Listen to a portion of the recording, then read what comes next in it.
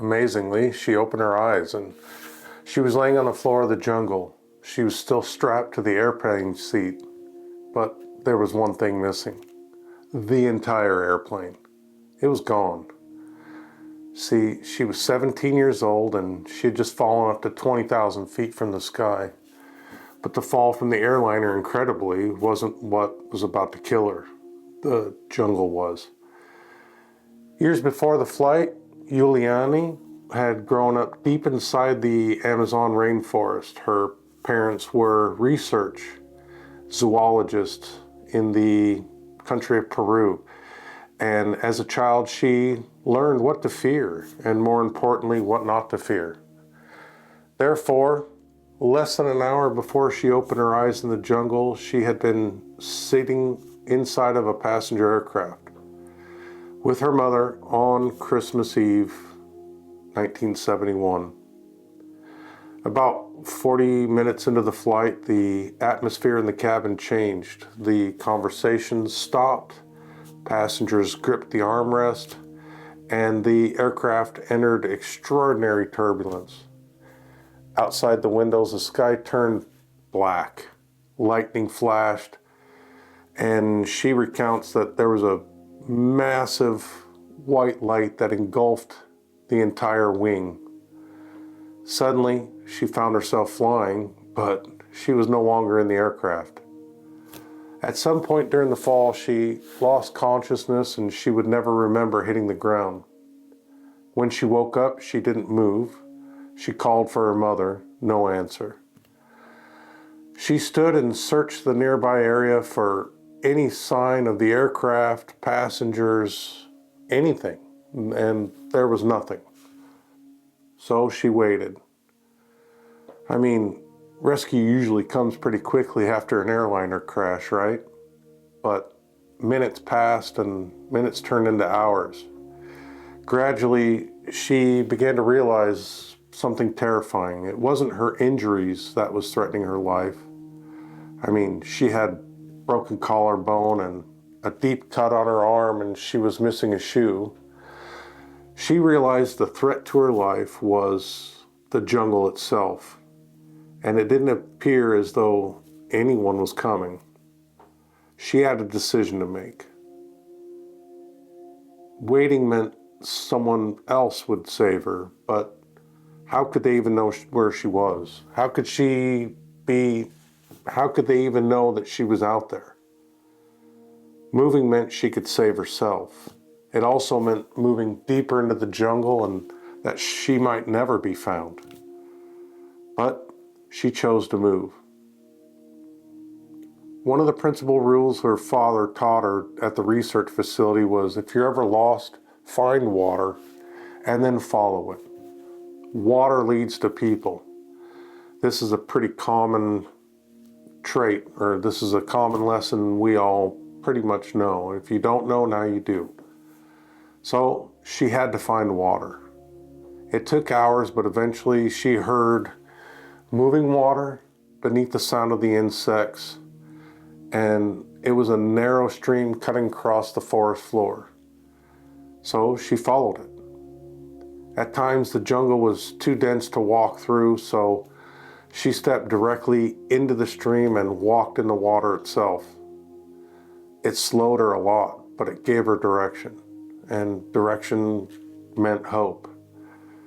The water was not empty either, right? There's caiman moving along the banks, and every single step carried risk. She only had one shoe, and her bare foot was cut repeatedly. Hunger was safer than poison, so she didn't eat anything. She slept beside the stream, and sometimes it would rain, sometimes it was hot. Insects covered her entire body. Her cut on her arm became infected, and it was just unbearable. But days passed, and with every day, with every hour, her strength was fading. But she kept moving. Not fast, carefully. She did not run, she did not climb. She solved one problem at a time. And And after 9 days of being out in the jungle alone, the stream widened into a river.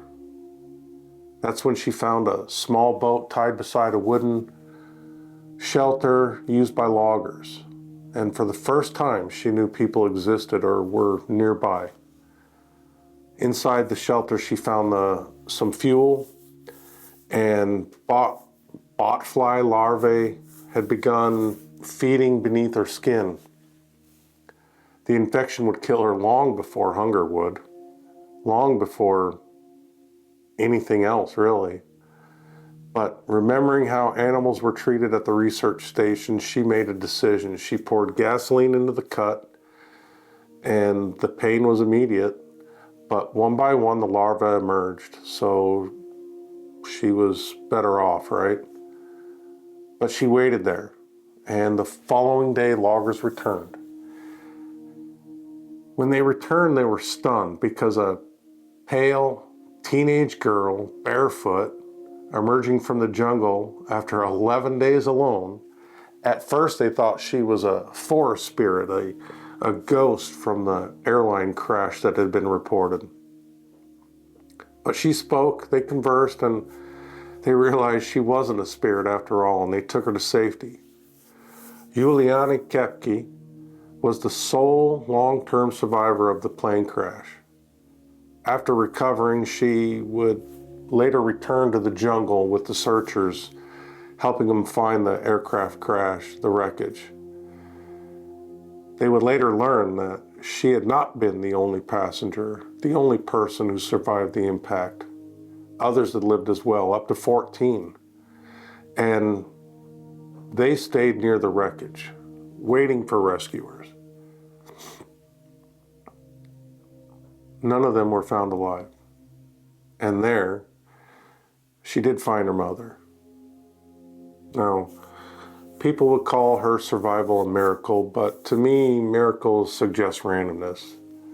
Her survival was a chain of decisions. And let's face it, almost always decisions are made in the absence of all the information available. It's every day we make decisions, and we don't know everything, but we just do the best we can.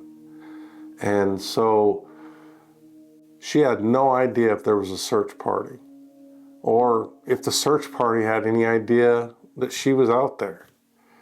So after being ripped out, she made great decisions. She didn't wander. She found water and followed it. She didn't panic. She conserved her strength to the best of her ability, and she didn't wait. That's probably the critical one.